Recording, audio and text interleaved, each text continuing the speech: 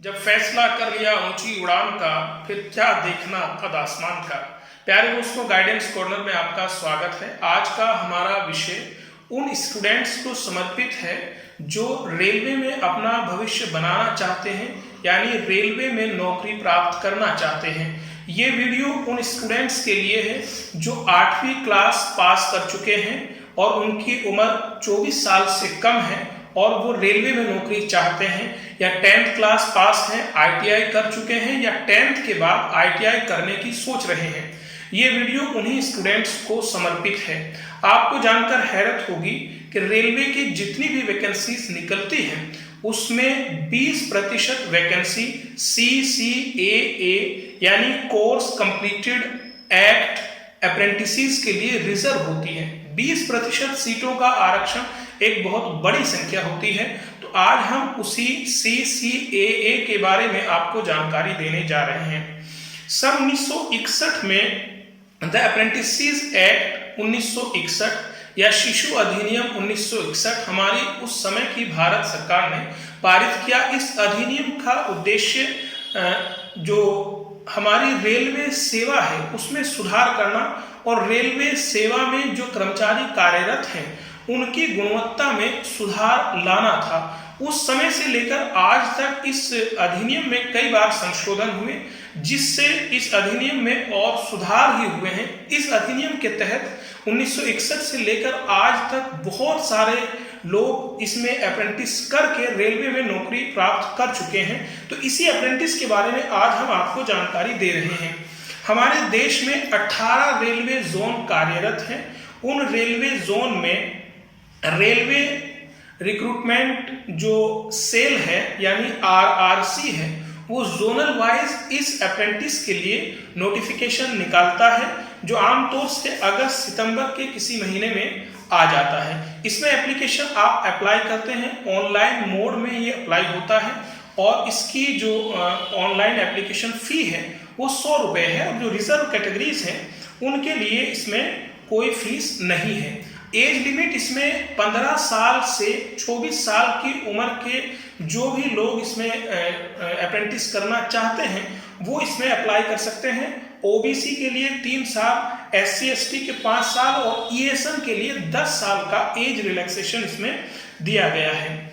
और इसमें अगर आप रिजर्वेशन सिस्टम की बात करते हैं तो जिस तरीके से रेलवे की बहुत सारी नौकरियों में आरक्षण व्यवस्था है, यानी कि रेलवे की अगर आप नोटिफिकेशन देखते हैं नौकरियों का जब भी आता है तो उसमें बाकायदा वो जो कैटेगरी वाइज यानी रिजर्व कैटेगरी के हिसाब से ही वो सीटों का आवंटन किया जाता है। तो उसी तरीके से इस अप्रेंटिस में भी रिजर्वेशन सिस्टम लागू होता है। इसमें आप क्या करते हैं, ये जैसे नोटिफिकेशन आएगा तो आपको ऑनलाइन अप्लाई करना होगा। आप ऑनलाइन मोड में अप्लाई करेंगे, अपने जो भी आपके सर्टिफिकेट्स हैं 8th का, 10th का, ITI का, उसे आप उसमें अपलोड कर देंगे और फिर उसके बाद में मेरिट के आधार पर जोनल वाइज या स्टेट वाइज आपकी एक लिस्ट जारी होती है जो RRC यानी कि रेलवे रिक्रूटमेंट सेल उस मेरिट को जारी करता है। इसमें कोई भी रिटन एग्जाम या इंटरव्यू नहीं होता। उसके बाद में लगभग 1.5 गुना जितनी वैकेंसी थी अप्रेंटिस के लिए, उसके 1.5 गुना कैंडिडेट को डॉक्यूमेंट वेरिफिकेशन के लिए बुलाया जाता है। डॉक्यूमेंट अगर आपके वेरीफाई हो गए हैं उसके बाद आपका मेडिकल टेस्ट होता है, उसके बाद फाइनल मेरिट लग जाती है। अगर फाइनल मेरिट में आप जगह बना लेते हैं तो आप रेलवे में 1 साल की अप्रेंटिस के लिए नियुक्त हो जाते हैं। यानी कि आप 1 साल अप्रेंटिस करेंगे, इसमें आपको स्टाइपेंड भी मिलता है जो पहले साल में 7,000 मिलता है। अगर आप दूसरे साल भी अप्रेंटिस के लिए सिलेक्ट होते हैं तो 7,700 रुपये, और अगर तीसरे साल भी आप अप्रेंटिस के लिए ही सिलेक्ट होते हैं तो आपको 8,050 रुपये स्टाइपेंड के तौर पर मिलता है।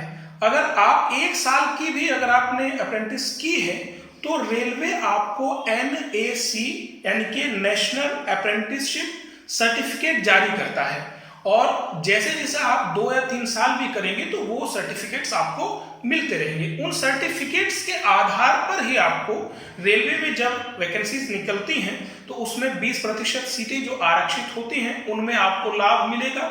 उसके अलावा जो भी आपकी ITI में ट्रेड रही हो या जिस ट्रेड में भी आपने वो अप्रेंटिस की हो, वो सर्टिफिकेट आपका नेशनल लेवल पे वैलिड होता है। यानी जहां भी उस डिपार्टमेंट की या उस ट्रेड की वैकेंसीज निकलती है तो उस सर्टिफिकेट की आपको बोनस अंक मिलता है, यानी आपको वरीयता दी जाती है। तो अगर आप चाहते हैं कि रेलवे में आप नौकरी पाएं या रेलवे में अपना भविष्य बनाएं, क्योंकि रेलवे डिपार्टमेंट एक बहुत अच्छा डिपार्टमेंट है जिसमें बहुत सारी सुविधाएं मिलती है, तो जब तक आपको परमानेंट जॉब नहीं मिलती तब तक ये अप्रेंटिस करना आपके लिए बहुत लाभकारी हो सकता है। क्योंकि जितनी भी जॉब आएंगी, जो आगे चलकर नौकरियां आनी है, उसमें आपका आरक्षण तय है।